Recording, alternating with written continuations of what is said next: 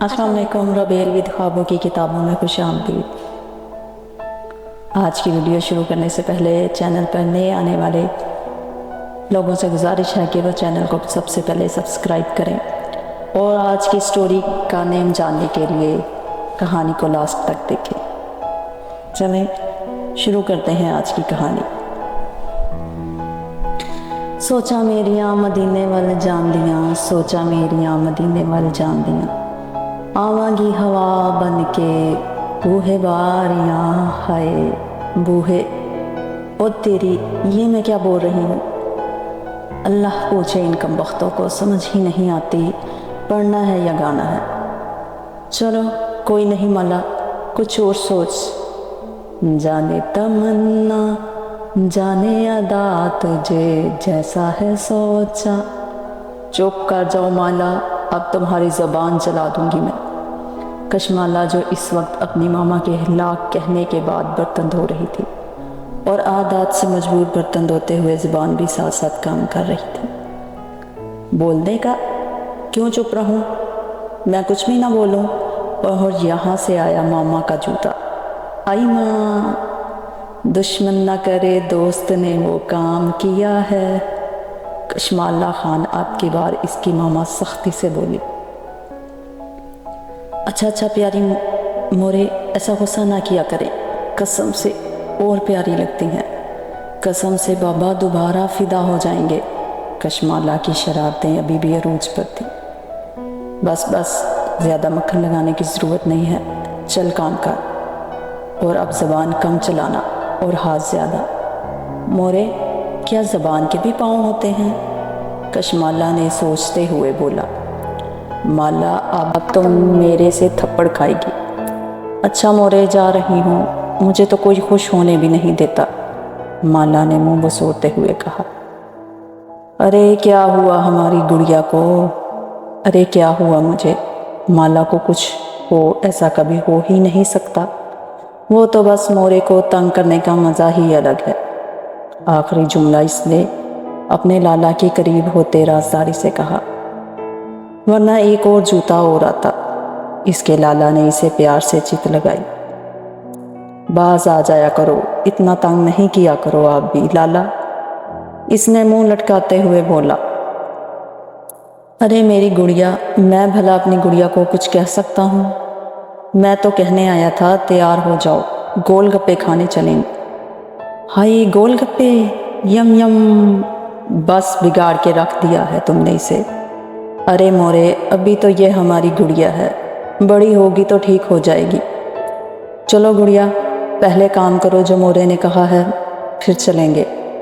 जी लाला, बस अभी गई और अभी आई, क्योंकि कहते हैं मुझको हवा हवा आई। बस दुनिया जहान के गाने सुन लो इससे। कशमाला के गाना गाने पर इसकी मामा फिर गर्म हुई।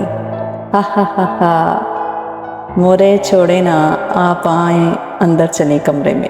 वो दोनों कमरे की तरफ बढ़ गए और कशमाला की अभी अभी मुख्तलिफ गानों की आवाज़ें घर में गूंज रही थी। ये एक पठान फैमिली है। अरमगान खान अपनी माँ बाप की अकलौती औलाद थी। इनकी शादी एक समझी हुई खातून गुलबानो से हुई। इनके सिर्फ 2 ही बच्चे थे। बड़ा भाई असफन, जो अपनी पढ़ाई मुकम्मल होते मुल्क ग्रुप ऑफ इंडस्ट्री में एम्प्लॉय के तौर पर काम कर रहा था, और इससे छोटी कशमाला घर भर की लाडली है और हर काम बिगाड़ कर अपने लाला के पीछे छुप कर बचने वाली। वो इस वक्त इंटर के इम्तिहान देकर फारिग हुई थी और अपनी माँ के हाथ आई हुई थी। इसीलिए आजकल इनका शोर और नोक-झोंक हर वक्त घर में सुनाई देता था, मगर ये है ही इनके घर की खूबसूरती थी। आरिश बेटा, मुझे तंग नहीं करो, वरना मैं बहुत मारूंगी, जल्दी से नीचे उतरो। ओ मामा, आप मुझे नहीं पकड़ सकती, हा हा हा। आरिश इस वक्त दीवार के ऊपर चढ़ा हुआ था। आरिश बच्चे, आप गिर जाओगे, बेटा नीचे उतरो। मामा, मैं कभी गिर ही नहीं सकता, मुझे पता है, आरिश ने एक यकीन से कहा। अच्छा जी, और आपको ऐसा क्यों लगता है कि नहीं गिरेंगे? इसकी मामा ने तीखी नज़रों से देखते हुए कहा। ارے ماما، میں جانتا ہوں اگر میں گروں گا تو مجھے آپ پکڑ لیں گی، پھر مجھے چوٹ بھی نہیں لگے گی۔ اس کی بات پر اس کی ماما نہ چاہتے ہوئے بھی مسکرانے لگی۔ بالکل، میں اپنے شہزادے کو گرنے ہی نہیں دے سکتی۔ آنکھوں پر پتہ گرنے پر وہ اپنے ماضی سے باہر نکلا۔ اس وقت وہ اپنی ماما کی قبر پر بیٹھا تھا۔ آپ کہاں چلی گئی ماما؟ اب بھی میں گر رہا ہوں، مجھے سنبھال لیں ماما، مجھے آپ کی ضرورت ہے ماما، آپ اتنی جلدی کیوں چلی گئیں؟ میں تو اپنا بچپن محسوس کرنا چاہتا تھا، مگر سب نے میرا بچپن ہی مجھ سے چھین لیا، مجھے جلد ہی بڑا کر دیا۔ مگر آپ دیکھیں، آپ کا عرش اپنی جوانی بھرپور گزارے گا، ایک نام بنائے گا۔ جیسا آپ چاہتی تھیں، اب میں چلتا ہوں، پھر ضرور آؤں گا، میرے لیے دعا کیجیے گا۔ وہاں سے اٹھتے اپنی آنکھوں پر کالے چشمے کا پردہ کرتے وہ باہر اپنی گاڑی کی طرف بڑھا۔ اب اس کے چہرے پر کسی قسم کی تکلیف اور دکھ کے آثار موجود نہیں تھے، بلکہ ایک سرد مہری تھی جو اس دنیا کے لیے تھی۔ وہ اپنوں کے ساتھ نرمی سے پیش آتا، شرط یہ کہ کوئی اپنا بھی اپنا ہو تو۔ وہ گاڑی میں بیٹھتا، اپنے آفس کی طرف بڑھا۔ وہ ملک گروپ آف انڈسٹریز کا اونر تھا اور آذر خان اس کا پرسنل سیکرٹری تھا۔ السلام علیکم سر۔ آفس میں داخل ہوتے ہوئے آذر نے اسے سلام کیا۔ وعلیکم السلام، کیسے ہو خان؟ اس نے خوش دلی سے پوچھا۔ آذر ایک ایماندار اور خوش مزاج لڑکا تھا، جس کی وجہ سے عارش چاہ کر بھی اس کے ساتھ سخت رویہ اختیار نہیں کر پاتا تھا۔ اللہ کا شکر ہے سر۔ اور پھر وہ آج کا شیڈیول بتانے لگا۔ ٹھیک ہے خان، تم میرے ساتھ ہی جاؤ گے؟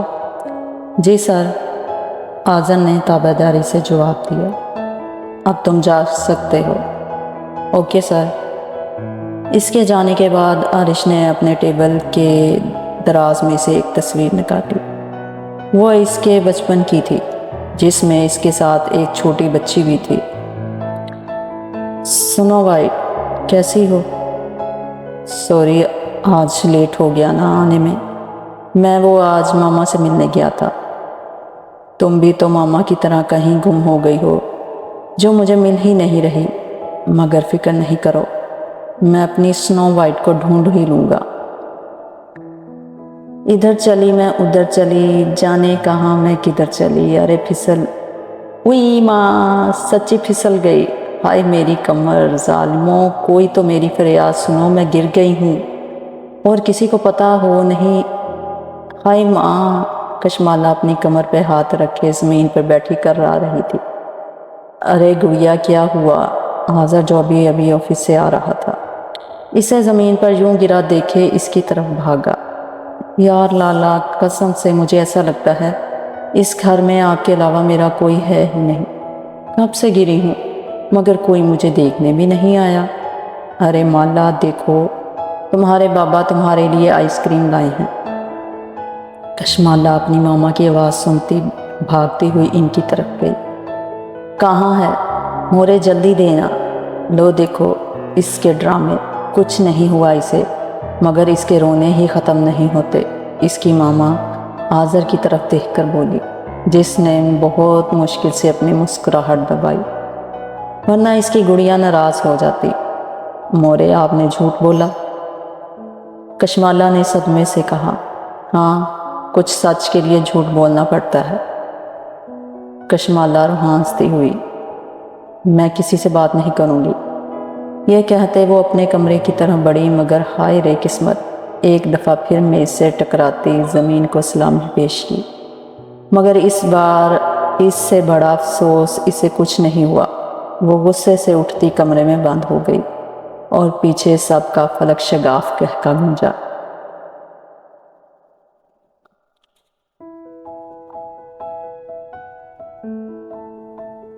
جی، یہ تھی آج کی سٹوری۔ آپ کو کیسی لگی کمنٹ سیکشن میں اپنی رائے کا اظہار ضرور کیجیے، اور اس کا نیکسٹ پارٹ دیکھنے کے لیے چینل کو بھی سبسکرائب کریں، اور اگر ویڈیو اچھی لگے تو لائک کرنا مت بھولے. اور ناول کا نام ہے معصوم آنچل. نیکسٹ پارٹ تک کے لیے اللہ حافظ.